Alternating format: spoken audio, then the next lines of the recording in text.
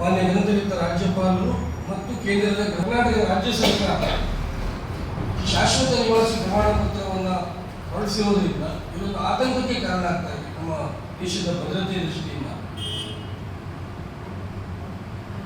ಇಲ್ಲಿ ಒಂದು ಗಮನಿಸಬೇಕಾದಂಥ ಅಂಶ ಅಂತಂದರೆ,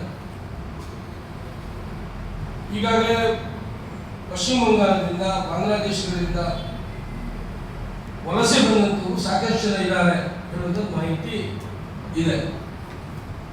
ಎಲ್ಲೋ ಒಂದು ಕಡೆ ಈ ಶಾಶ್ವತ ಪ್ರಮಾಣ ಪತ್ರವನ್ನು ಅವರಿಗೆ ನೀಡುವುದರ ಮುಖಾಂತರ ಅವರು ಈ ರಾಜ್ಯದಲ್ಲಿ ಅವರ ವಸತಿಯನ್ನು ದೃಢೀಕರಿಸಲಿಕ್ಕೆ ಅಥವಾ ಅವರು ಬೇರೆ ಬೇರೆ ಕ್ಷೇತ್ರದಲ್ಲಿ ಅವರಿಗೆ ಫಲಾನುಭವಿಗಳಾಗಲಿಕ್ಕೆ, ಉದಾಹರಣೆಗೆ ಶಿಕ್ಷಣ ಕ್ಷೇತ್ರದಲ್ಲಿ ಅಥವಾ ರಾಜ್ಯದ ಯೋಜನೆಗಳನ್ನು ಪಡ್ಕೊಳ್ಳಲಿಕ್ಕೆ ಈ ಎಲ್ಲ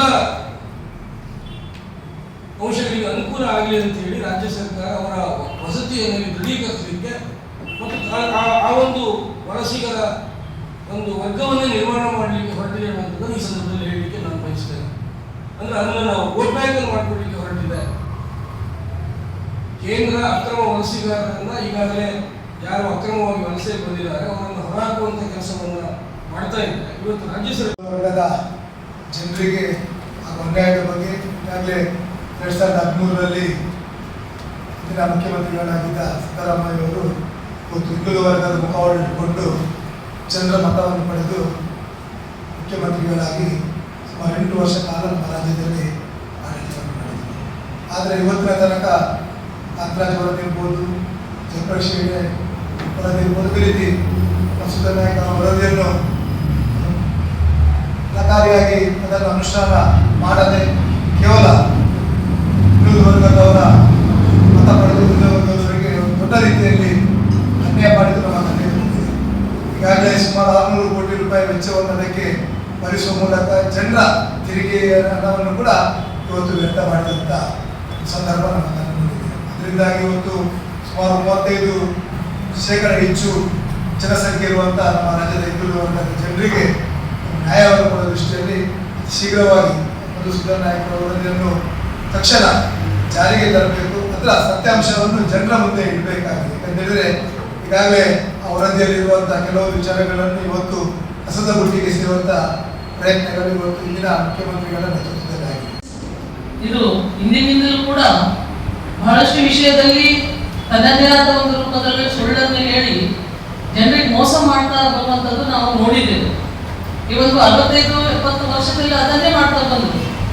ಇವತ್ತು ದೇಶದ ಪ್ರಧಾನಿಯಾದಂಥ ಸನ್ಮಾನ್ಯ ಶ್ರೀ ನರೇಂದ್ರ ಮೋದಿಜಿಯವರು ಇಡೀ ದೇಶದ ಸಲುವಾಗಿ ಅದೆಷ್ಟು ಕೆಲಸ ಒಳ್ಳೇದು ಮಾಡಿದ್ರು ಕೂಡ ಅವ್ರಿಗೆ ಕಡೆ ಕಾಣ್ತಾ ಇಲ್ಲ. ಯಾವಾಗ ಈ ನಮ್ಮ ಜಾತಿಯ ಜನಗಣತಿ ಯಾವಾಗ ಮೋದಿಜಿಯವರು ಅದನ್ನು ಮಾಡಬೇಕು ಅಂತ ಹೇಳಿ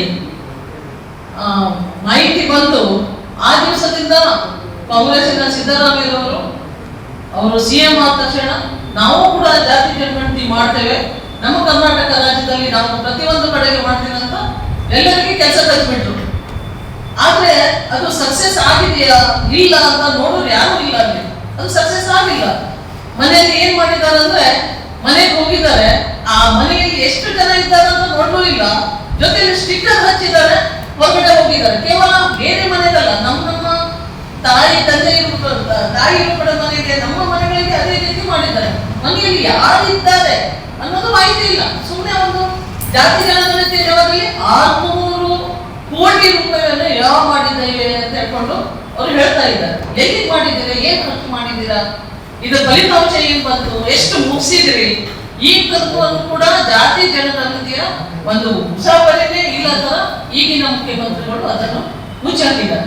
ಇದರ ತಾತ್ಪರ್ಯ ಏನಂದ್ರೆ ಎಲ್ಲರಿಗೂ ಗೊತ್ತಾಗ್ತಾ ಇದೆ, ನಮ್ಮ ಕೇಂದ್ರದಿಂದ ಈಗಾಗಲೇ ಜಾತಿ ಜನಗಣತಿ ಅವರು ಸ್ಟಾರ್ಟ್ ಮಾಡಿದ್ದಾರೆ. ಬಟ್ ಕರ್ನಾಟಕ ರಾಜ್ಯ ಒಂದು ಬಟ್ಟೆ ಕಿಚ್ಚುತ್ತರ ಅಂದ್ರೆ ಯಾವತ್ತೂ ಮಾಡ್ತಾ ಇರೋದು ಇವತ್ತು ಕೇಂದ್ರದಿಂದ ಮಾಡ್ತಾ ಇದ್ದಾರಲ್ಲ, ಅದು ನಾವು ಸುಮ್ಮನೆ ಅದಕ್ಕೊಂದು ಹಣ ಬೇಕಲ್ಲ ಅವ್ರಿಗೆ ಖರ್ಚು ಮಾಡ್ಲಿಕ್ಕೆ, ಬೇರೆ ಒಂದು ವಿಷಯಕ್ಕೆ ಆಗ್ಲಿಕ್ಕೆ. ಅದು ಒಂದು 600 ಕೋಟಿ ತೆಗೆದು ನಾವು ಜಾತಿ ಜನಗಣತಿ ಮಾಡ್ತೀವಂತ ಎಲ್ಲರಿಗೂ ಪಾಪ ಎಲ್ಲ ಅವರು ಇಲ್ಲಿ ಆಫೀಸರ್ ಕೆಳಗಿನ ಆಶಾ ಕಾರ್ಯಕರ್ತರು ಅವರಿಗೆ ಹಚ್ಚಿದ್ದಾರೆ. ಎಲ್ಲಿಯೂ ಫಲಿತಾಂಶ ಬಂದಿಲ್ಲ, ಅದರ ಏನೂ ಕೂಡ ರಿಪೋರ್ಟ್ಗಳಿಲ್ಲ. ಅದಕ್ಕಾಗಿಯೇ ನಾವು ಈ ಒಂದು ಜಾತಿ ಜನಗಣತಿ, ಈ ಒಂದು OBC ನಮ್ಮ ವರ್ಗದಿಂದ ನಾವು ಇದನ್ನು ವಿರೋಧ ಜಾಸ್ತಿ ಮಾಡ್ತಾ ಇದ್ದೇವೆ. ಯಾಕಂದ್ರೆ ಜಾತಿ ಜನಗಣತಿ ಎಷ್ಟಿತ್ತು ಅದರ ಹಣವನ್ನೇ ತೆಗೆದಿದ್ದಾರೆ ಹೊರತು, ಅಲ್ಲಿ ಇರುವಂತ ಯಾವ್ಯಾವ ಇಲಾಖೆಯಲ್ಲಿ ಹಣವನ್ನು ತೆಗೆದು ಖರ್ಚು ಮಾಡಿದ್ದಾರೆ ಹೊರತು, ಅದಕ್ಕಾಗಿ ಮೀಸಲಿಟ್ಟು ಹಣವನ್ನು ನುಂಗಿದ್ದಾರೆ ಹೊರತು, ಅಲ್ಲಿ ಜಾತಿ ಗಣಗಣತಿ ಇನ್ನೂ ತನಕ ಯಾವುದೇ ತರಹದ ರಿಸಲ್ಟ್ ಬಂದಿಲ್ಲ ಅಂತ ಹೇಳಿಕ್ಕೆ ನಾವು ಈ ಪತ್ರಿಕಾಕೃತಿಯನ್ನು ಇವತ್ತು ನಡೆಸ್ತಾ ಇದ್ದೇವೆ. ಇಲ್ಲಿ ನಾವು ಎಲ್ಲರೂ ಕೂಡಿ ನಮ್ಮ ಶಾಸಕರು, ಮಾಜಿ ಶಾಸಕರು, ಜಿಲ್ಲಾಧ್ಯಕ್ಷರು, ನಾವು ಉತ್ತರ ಕನ್ನಡ ಜಿಲ್ಲೆಯಿಂದ ಮತ್ತೆ ಜಾಸ್ತಿ ಅಂದ್ರೆ ಈ ಒಂದು ಜಾತಿ ಜನಗಣತಿ ಅಂತ ಜನರಿಗೆ ಏನು ಮೋಸ ಮಾಡಿ ಕೊಟ್ಟಿರುವಂತ ಈ ಕಾಂಗ್ರೆಸ್ ಸರ್ಕಾರಕ್ಕೆ ನಾವು ಧಿಕ್ಕಾರವನ್ನು ಹಾಕೊಂಡು, ನೀವು ಮಾಡಿದ್ದೇ ಇದ್ರೆ ನೀವು ಇಮಿಡಿಯೇಟ್ ಆಗಿ ತೋರಿಸಿ ಅದರ ರಿಸಲ್ಟ್ ಅನ್ನು ಕೊಡಿ. ಸುಮ್ಮನೆ ಜನರ ತಲೆ ಮಾಡ್ಲಿಕ್ಕೆ ಮನೆಯಲ್ಲಿ ಹೋಗಿ ತಾವು ಜಾತಿ ಜನಗಣತಿ ಮಾಡಿದ್ದೇವೆ ಅಂತ ಹೇಳಿ ಸುಳ್ಳು ಮಾತಾಡಲಿಕ್ಕೆ ಹೋಗಿ ಈಗ ಅವರೇ ಸ್ವತಃ ಬಣ್ಣದಲ್ಲಿ ಬಿದ್ದಿದ್ದಾರೆ. ಅದನ್ನು ಏನು ಅಂತ ಜನರಿಗೆ ತೋರಿಸ್ಬೇಕು ಅಂತ ಹೇಳ್ಕೊಂಡು ನಾವು ಇಲ್ಲಿಂದ ಆ ಒಂದು ಜಾತಿ ಜನಗಣತಿಗೆ ಲೆಕ್ಕಾಚಾರ ಕೊಡಬೇಕು. ಜೊತೆಯಲ್ಲಿ ನಾವು ಅದನ್ನು ವಿರೋಧಿಸ್ತಾ ಇದ್ದೇವೆ. ಯಾಕಂದ್ರೆ ಇನ್ನೂ ತನಕ ಅದರ ನೀವು ಎಷ್ಟು ಆಗಿದೆ ಅಂತ ಲೆಕ್ಕಾಚಾರನೂ ಕೊಟ್ಟಿಲ್ಲ ಅಂತ ನಾವು ವಿರೋಧಿಸ್ತಾ ಇದ್ದೇವೆ.